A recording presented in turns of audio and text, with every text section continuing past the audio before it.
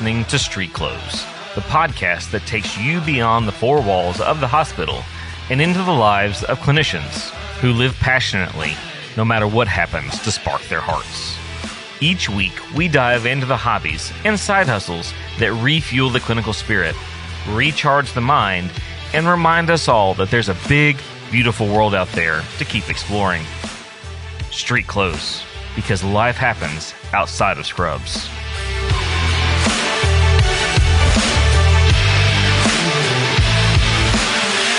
Let's talk about an increasingly popular hobby that's been around for quite a while. It's a little closer to home than some of our hobbies. Keeping chickens, or as we'll talk about in this episode, chicken tending. You might think of chickens as just barnyard animals, but for more and more people, they're becoming kind of part of the family, right there in the backyard. Keeping chickens isn't just about the eggs, though fresh eggs are a huge plus. It's also about sustainability, self-sufficiency, and even a bit of companionship. Believe it or not, as of 2022, over 13 million households in the U.S. keep chickens. That's right. In backyards across the country, people are discovering the joys of raising these little feathered friends. Chickens are surprisingly easy to care for, and they offer a lot in return. For starters, of course, there's the fresh eggs. A healthy hen can lay about 250 eggs per year, and there's nothing quite like collecting eggs from your own backyard, bringing them inside and making that omelet for you or a loved one. But as we've alluded to, chickens are more than just the eggs that they produce. They're natural pest controllers, happily munching away on insects in your yard.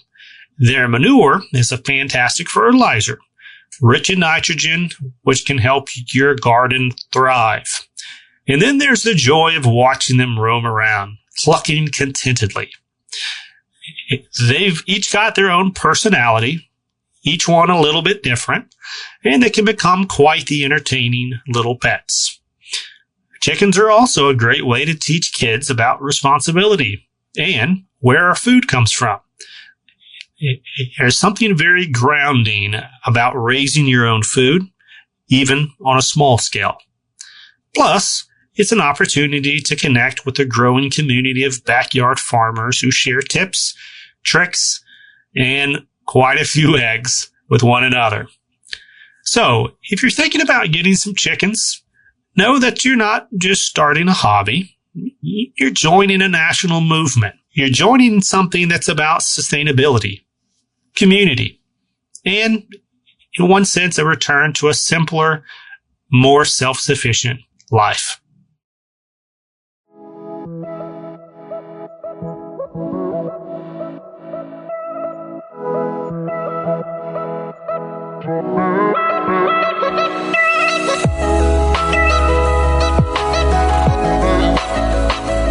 My wife wants chickens, and I need you to give me all the reasons why we don't need chickens. So, no, I'm just kidding. Yeah. Dude, so I'm in this backyard chickens Facebook group, and like people are constantly like posting all these like photos, and their chickens got like weird stuff on them. You know, like what is this? And yeah. And I'm like, those are some gross looking birds, man. So yeah, we can talk about that some more too. At the level set. So Sean, how many birds do you got right now? I got 13. All right, 13 birds. So like, what kind are they?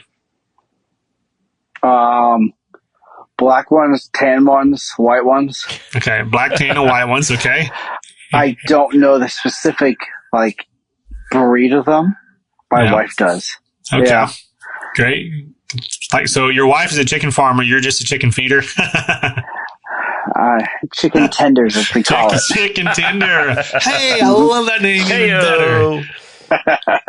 All right, Stacey, what about you? How many birds you got?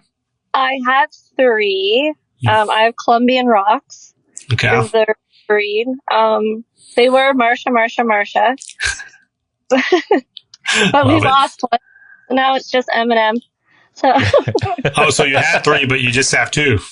Yeah, we lost one tragically. So now it went from Marsha just to M&M. So, yeah. So if I lost them, and it was just like you went out and like couldn't find them anymore, or like what happened to them? No, it died. It died. Oh, okay. So one of my friend's dogs came over and thought they'd play with it, and it gave it a heart attack.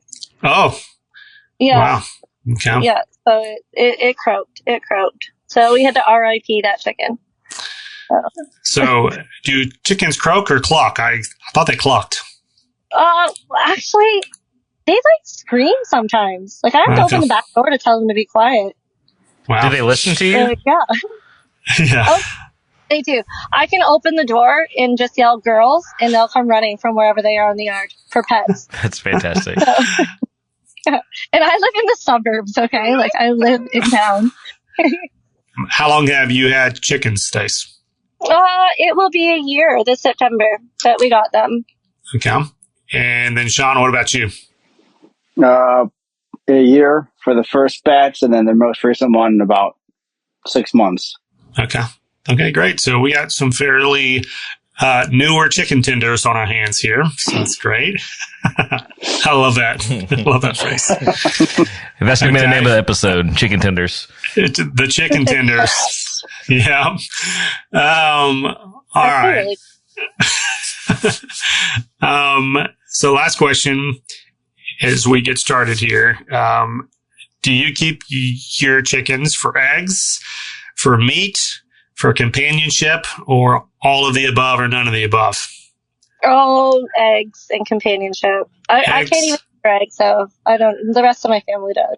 Okay. All right. Eggs and companionship for Stacey. Okay. My girls. And Sean, what about you? For me, it's the eggs. For my wife and daughter, they want the companionship, and they just love irritating the neighbors with the 6 a.m. clucking. Do you have any roosters, or is it all hens? So I've had 2 roosters now. I got rid of both of them, and then I originally had 16 that we lost 2 due to the other chickens not accepting them. Oh yeah, they'll do that. Yeah. So chickens are very they eat each other, by the way. Yeah. Well, they'll pick on one another. So you gotta because we were gonna get another chicken to replace the other Marsha. But then they're it's a 2-week process. I'm I don't have time for that. I'm sensing a theme here that chickens get lost on a regular basis, but not that kind of lost. They just get lost. Yeah.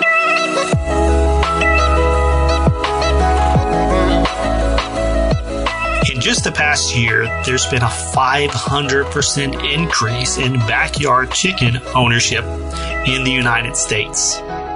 93% of the most 150 populated cities in the U.S. allow backyard chickens, reflecting a growing urban farming trend. A typical backyard flock consists of 6 to 8 chickens, and we're talking to some chicken tenders today that have between 3 and 13 chickens. So you're going to get a nice little perspective on what those smaller flocks and those bigger flocks entail. Stacey and Sean in studio here. They are our 2 chicken tenders to focus on this topic of keeping chickens as a hobby outside of a clinical day job. So maybe, Stacey, let's start with you. How would you describe to someone who's never done what you're doing, what does it mean to be a chicken tender? Oh, what does it mean to be a chicken tender? It means that I have non-human babies. Yeah, my non-human babies that produce eggs for us on a daily. 1 egg each. Do you know that a chicken lays 1 egg a day each? Yeah, we're going to need to keep track of these stats because I feel like you're going to tell us some really interesting information on this episode. So 1 egg a day on average. Yeah. Good to know. Okay. In your experience, Stacey, if that's what chicken keeping is, what is it not? Like, what is an assumption maybe that most folks out there who haven't kept chickens themselves, what do they think of when they think, oh, you have chickens? Oh, they think like I take them for walks on leashes and everything. Oh, really? Is that what they think in Canada? Yeah. They're like, oh, do you walk on a leash? I'm like, no.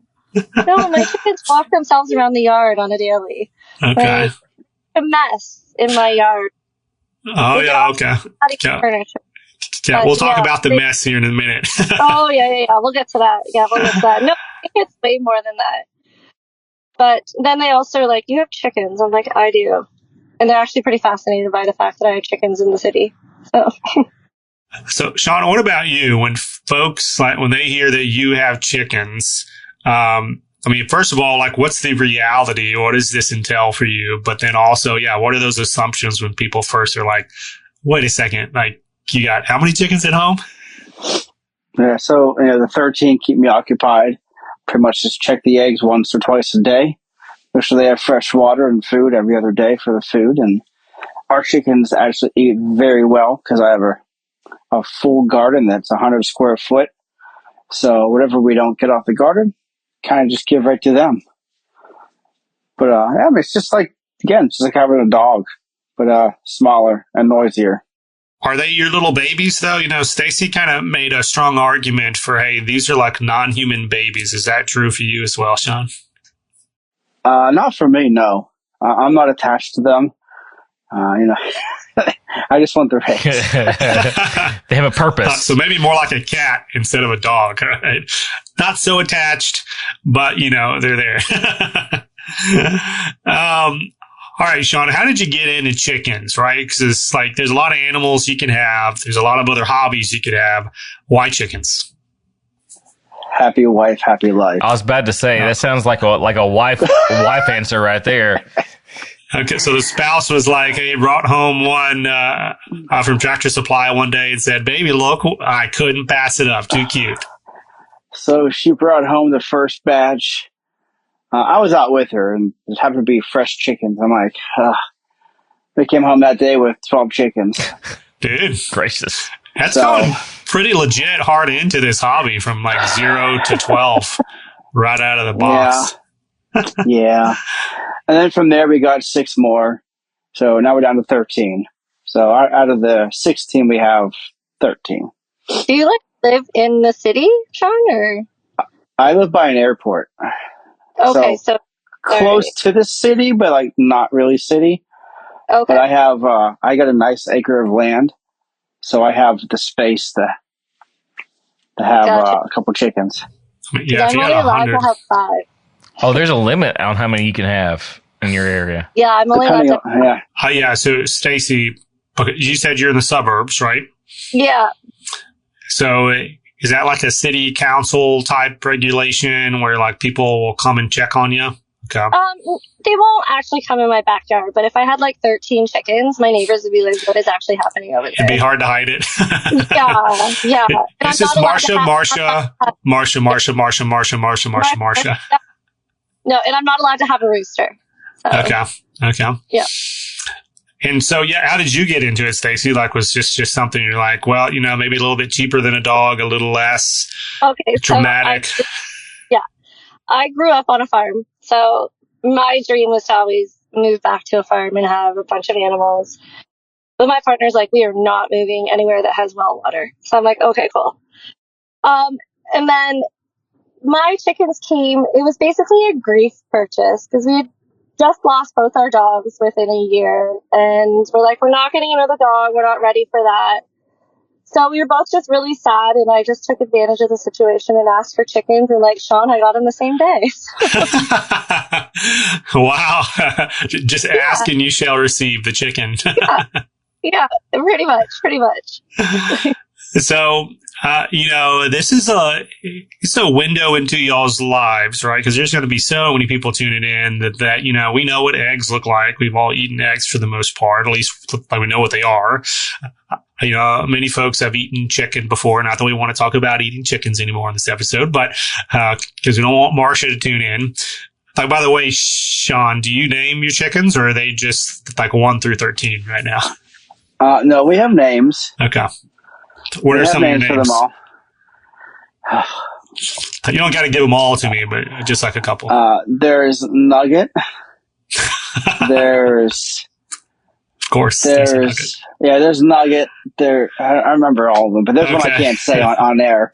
Okay. So, you're editing yourself. Okay. I'm editing myself, but we didn't know if like chicken. With chickens, the sky's the limit with names. Like when you have 13, like you can get your kids to name them. They come out with like Starshine and Nugget and we had Nugget, Biscuit, Gravy, but Gravy went away. We had Bully, but Bully turned. We actually had Biscuit and Gravy. Bully turned into be a rooster. Of course. Yeah. Typical. So window into the world, I think, is where I was going with this. And just like, what does an average day of chicken tending look like for you, Sean? Like you wake up in the morning and then what? Well, I didn't do anything with them. My wife is in charge of the morning duties because I'm always at work by 5 a.m. So by 6:30, they get their morning snacks. They get fresh water. And then when I get home, I have my daughter go down and get the eggs after she gets home from school. And then we go down and we let them out for a little bit out of the coop and the run to get a little fresh air and a little more snacks from the garden. And they go back in the coop on their own. I don't let them free range because there's loose dogs around me. Until I get a fenced-in yard, they stay in their coop and in their run. But it's very minimalistic work, really. Clean the coop. I clean the coop every 2 weeks. And it's a very simple half-hour process. Wintertime, all we do is put up the bags from the chicken feed on the walls. So I actually built my coop out of pallets. So I really have minimalistic cost into this whole endeavor. So, like, you put the bags up as insulation? Is that kind of what you're saying? Or? Kind of just to help break the wind from coming in. Yeah, they're actually naturally supposed to stay cold. So when you go collect the eggs, they lay eggs and they sit on the eggs. Do you have to like move the chickens out of the way to get the eggs, or how does that work? So it's only on some chickens that sit on it. It's called being Brody. And we had one, and it thought it was going to hatch an egg, but since we don't have any roosters, it's never going to hatch an egg. So pretty much the chickens lay an egg, and then they do their happy song, and then they walk out the coop, and they go and enjoy their snacks. So you just busted a pretty big myth there, Sean, that it takes some people like their entire almost adult lives to figure out how chickens are made, or, you know, where do baby chickens come from, maybe is the way to say that. So I'm going to give you the honor, Sean, before we go to Stacey here. What's the difference, or like, how do you get a chicken out of an egg versus just an egg that you would eat for breakfast? Because they're not fertilized. They have to have a rooster to fertilize them. If not, they just lay eggs. So they're not fertilized. So if there's no rooster, there's no baby. Exactly right. Ta-da! Wow. So what you're telling me is all the eggs that are in the supermarket for sale, 100% of those are not fertilized. Correct. Yeah, right. Because no chickens in that factory or whatever barn, there's no roosters there. So chickens... They'll lay for like 2 years and then they'll stop laying. They just lay eggs. It's like they just lay eggs without a rooster no matter what. It's just, they're just laying an egg. Yep. And the only way that you're going to get a baby chicken is if there's a rooster at the right time that then fertilizes that egg. And then to Sean's point, and you got to get a chicken that's going to set on it for how long? Actually, I don't know the question of that. 6 or 8 weeks, I think. Okay. I don't know. And then the little baby chicken comes out and starts the whole process over again. Okay. So that's important because I think there's a lot of assumptions out there around that egg question. I just want to call that out at the beginning here. All right. So Stacey, typical day, is it different? Is it the same as Sean's day when it comes to your chickens? It's a little different. So they go in their, what we call their penitentiary at night. That's what we call their house. So they get locked up because even though we're all fenced in, there's raccoons and stuff, right? They can get them. So they come out. They're usually yelling at us to open the door by the time we even get there. They come out. They have their breakfast. Same with Sean. They get their fresh water. And then we have big patio doors in the back of our house. And about 10 minutes after we let them out, because they're free range at my house, they're pecking at the back doors for us to open them so they can come in and get their potato chips. Yes, they get potato chips every day. So, Wait, so the chickens come in your house? They'll walk in through to the bottom stairs to grab their potato chip and then run back out. Yeah. So according to the Food and Agriculture Organization, it is 20 to 21 days for incubation period of chickens, and then other poultry it gets up to 30 days. So there you go. Okay. C'est la vie. Okay.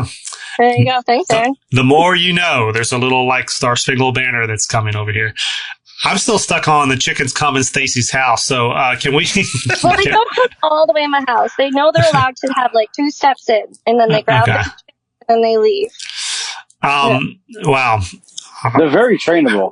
They are, and they're very like entitled when you allow them to be.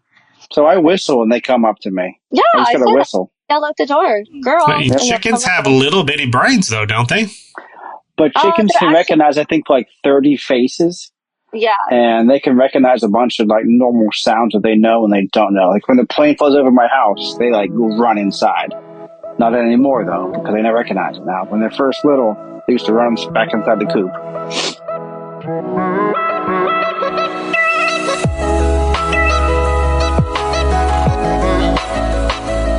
Do you know backyard chicken keepers report a 25% reduction in kitchen waste due to feeding scraps to their chickens? This is a great way if you don't want to put as much into the landfill. You can give these scraps to these chickens to not only remove that out of the landfill, but then also turn those scraps into nice, yummy eggs at the end of the process. Hens can live up to 6 to 8 years, although their egg production decreases after the first few.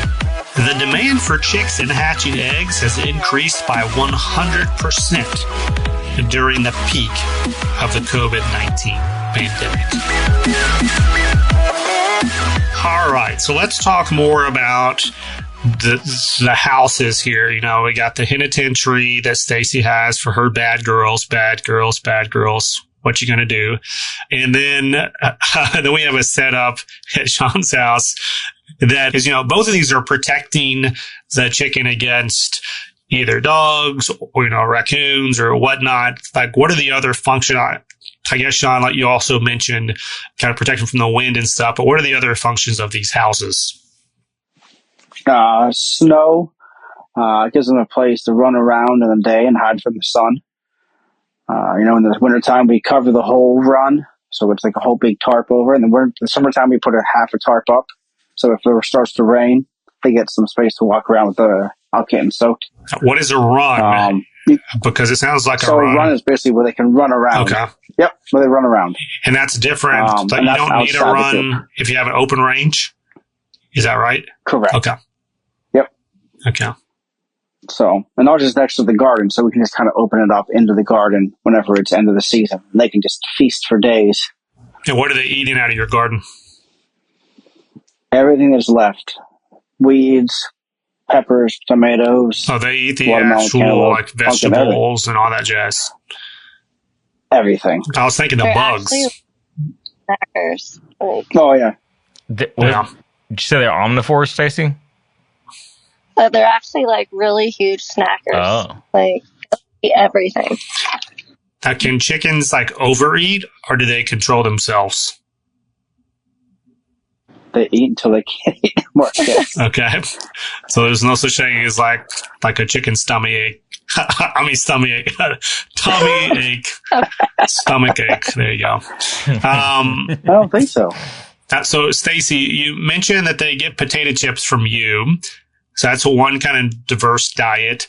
What else do they eat? Like, you know, at Sean's house, they're getting peppers and cantaloupe and all kinds of stuff. Like, what are they getting to snack on at your place outside of potato chips?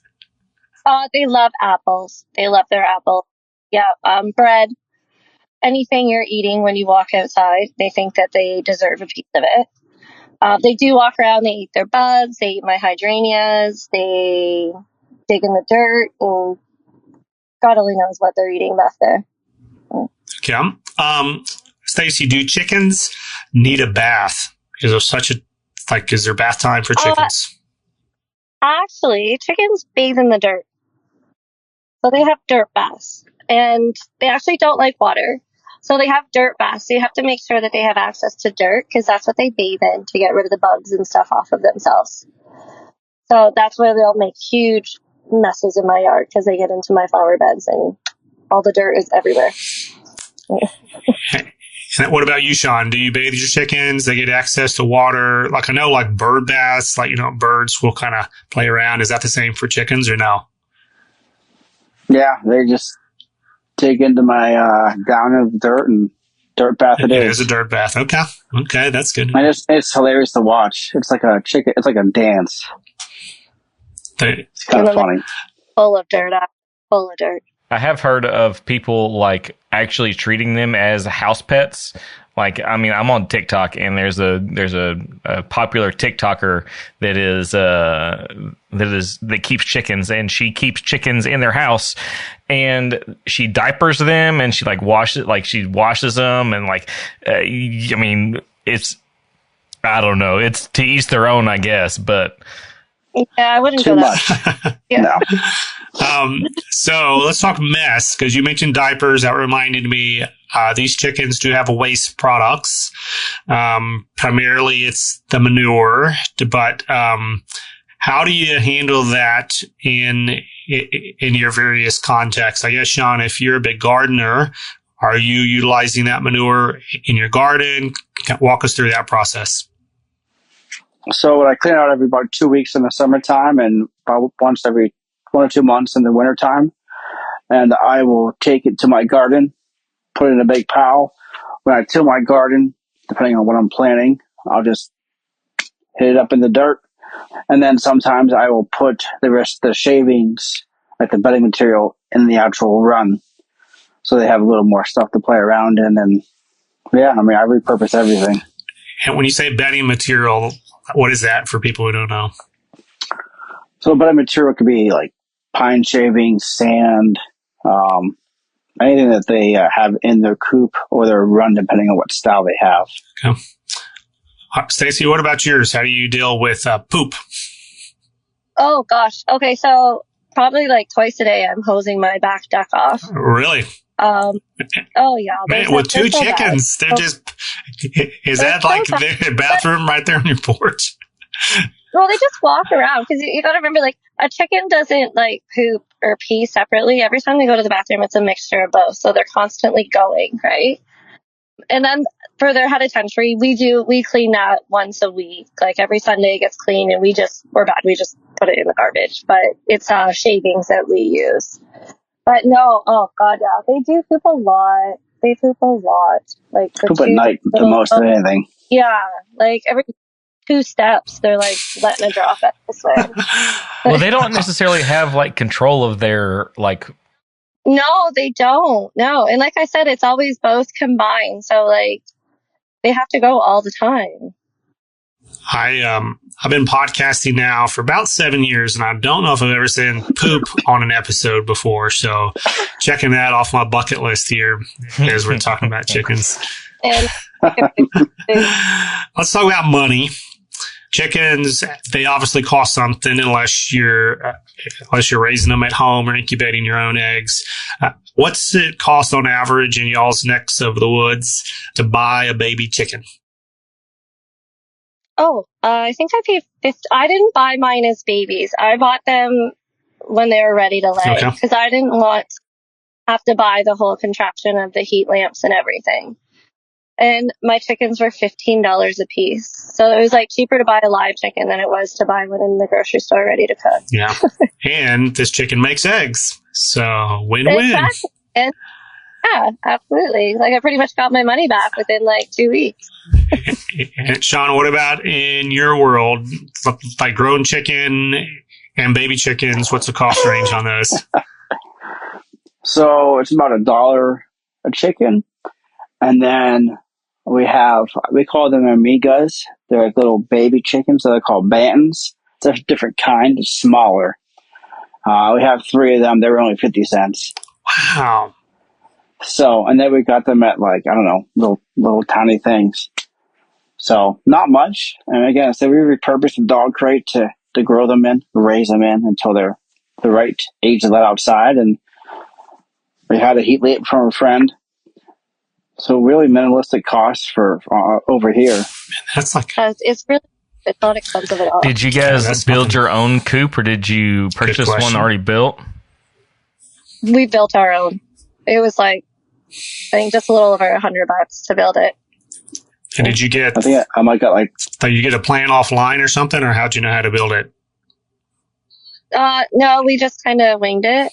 Touche. Okay, what about you, Sean? So I think mine might be like less than $30. Oh, yeah, because you said you built yours out of pallets, right? Yeah, so my buddy got 8-foot pallets and 10-foot pallets, so we had all the wood to make everything.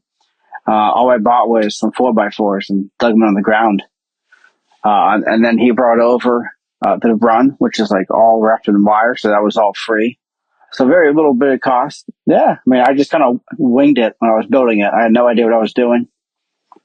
And it's worked out for a year now. So it is the ultimate do-it-yourself type thing. It can be. Some people turn sheds into it. Some people make these immaculate like chicken hotels with like 15 stories and lights and everything. I'm like, these chickens just need to sit in a box and lay an egg. I don't need to have chandeliers and TVs in there.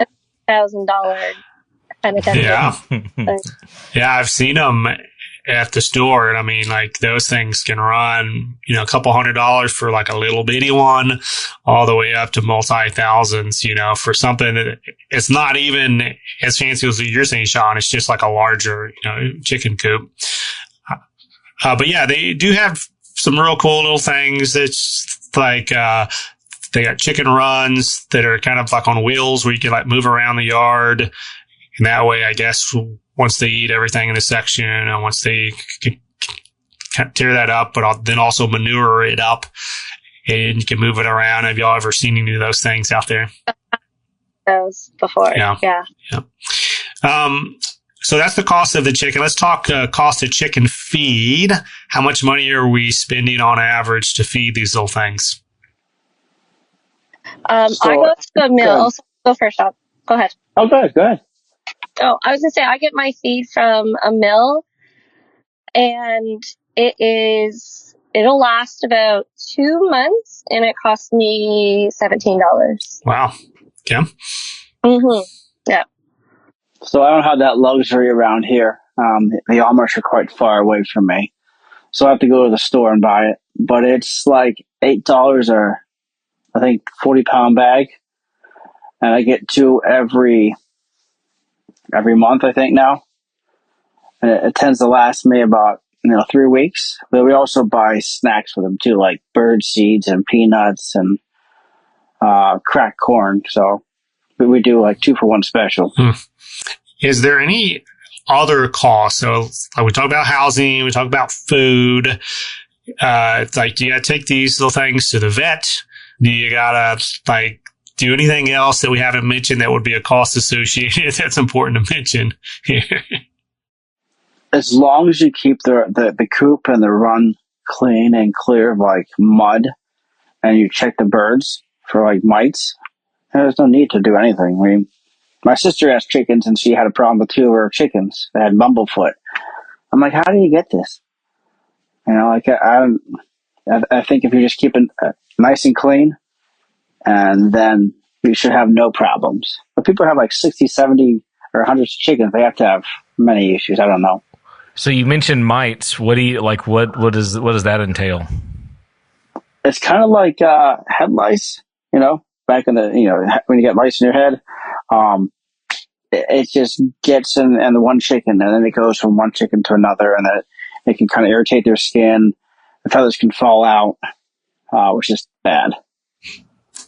So prior to this interview, Aaron said His wife is thinking about having chickens, and he wants a good reason to say no. So, Stacey, I'm going to let you go first. What would be your strongest reason to convince someone not to become a chicken tender?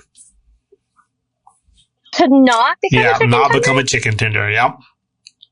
Oh, boy. Well, I can't really say I can convince you not to because I'm so pro. I asked the wrong person. Yeah, I love my crows. If anything, if you don't have the yard or the space for them, then I wouldn't do it. Okay. Then I wouldn't do it. Great point. But okay, I think she should get all the chickens she wants. Oh, poor Aaron. You're in trouble now, brother. What about you, Sean? Would you give any good, strong arguments to say, hey, slow your roll?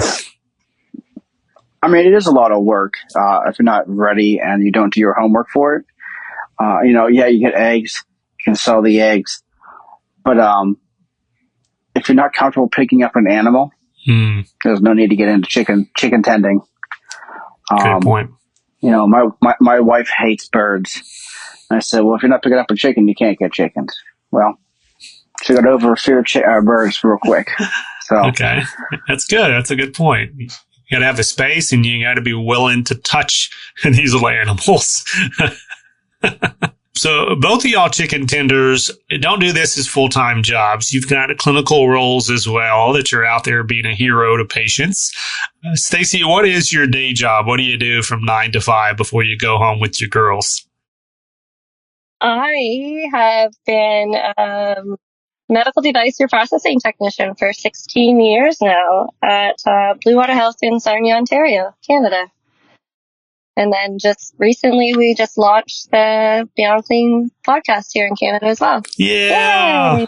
Awesome. With my partner, Barry, but he's on the other side of Canada right now, though. So. And I think Barry, I don't know if Barry keeps chickens too. I know he's got some fun hobbies. We may talk to him about that. I don't have chickens, no. Yeah, he does like the geocaching stuff, and so I want to talk to him about that. Yeah. Oh, that's. Then Sean, what about you? What's your clinical day job? Sterile processing educator. All right. Out there saving the world one educational presentation at a time. I hope so. So what, if anything, does y'all's clinical role, your clinical day job, have to do with chicken tending? What would you say, Sean? Just keeping things clean. Like the dirtier the coop, the worse your chickens will be. And the dirtier your eggs will be, because obviously you don't wash the eggs until you're ready to eat them. Didn't know that before. I had friends that kept chickens, but you're absolutely right. If you wash them, that kind of starts the clock. But you can leave them in their natural state for quite a long while, right? And you don't have to refrigerate them either, the right? United States, correct. The States is the only country that, from my understanding, refrigerates their eggs. Other countries do not refrigerate their eggs because obviously they're not mass produced, I guess. But you can keep them out of the fridge for like up to 2 months if you keep them in the right condition. Stacey, does Canada refrigerate their eggs? We do refrigerate the eggs. Yeah, no, we do. Because they're bleached and stuff, right? That's why they're white. So, and then once they go into the refrigerator, they have to, the ones from outside can, go in, but once you refrigerate them, they have to stay in the fridge, and they're not going to sit long. So yeah, they just sit on the counter, and like Sean said, you do not wash them. You just leave them all kind of poopy for a little bit. So Stacey, does your clinical day job, you learn anything about chicken tending that you bring into your day job, or anything vice versa? Kind of just siding more with Sean there is the hygienic side of it, just keeping things clean, keeping the poop out of the house. If the kids are outside, they wash their hands when they come in because, they're a foreign animal. They have different germs than us. So it's a heightened awareness of the different microorganisms, that's for sure. Okay, so you're fighting dirty chicken poop. would be that hashtag. I think that's another episode title there, Hank. Finding Dirty Chicken Tube. All right. So if anybody wants to become a chicken tender themselves, or they're already one, and maybe they got some questions they want to bounce off you for their chicken tending, what's the best way to reach out to you, Stacey? You can reach out to me via LinkedIn, as well as you can reach us at Canada at beyondclean.net as well. All right. And what about you, Sean? LinkedIn is the go-to. Okay. Track them down LinkedIn. We'll have their profiles tagged if you're listening to this through LinkedIn. If you're listening through any podcast network out there somewhere, YouTube, etc., then navigate over to LinkedIn and then search for their names. They'll pop right up. You can give them a friend request and then ask them all the chicken questions you got. Stacey and Sean, a terrific interview today. I am on the cusp. I've been thinking about wanting to get chickens for a while, just haven't pulled the trigger. So I was looking forward to this episode too, to learn a little bit more, maybe to pull me across the edge and, give me that little confidence that I need, that it's not necessarily as hard as these Facebook groups make it seem sometimes. So I think that was mission accomplished, at least from my perspective. So really appreciate y'all coming on the show today.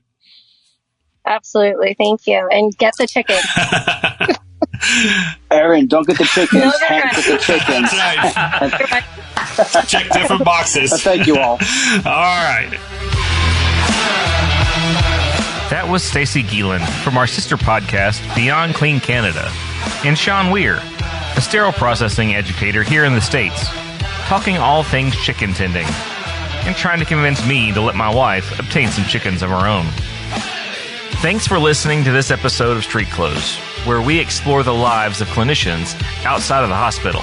If you enjoyed this conversation, make sure to leave us a 5-star rating and review wherever you get your podcast. We'd love to hear from you. Please don't hesitate to reach out with an interest that maybe you have taken up outside your department. That's a wrap for this episode of StreetClothes, proudly brought to you by the Healthcare HQ Network.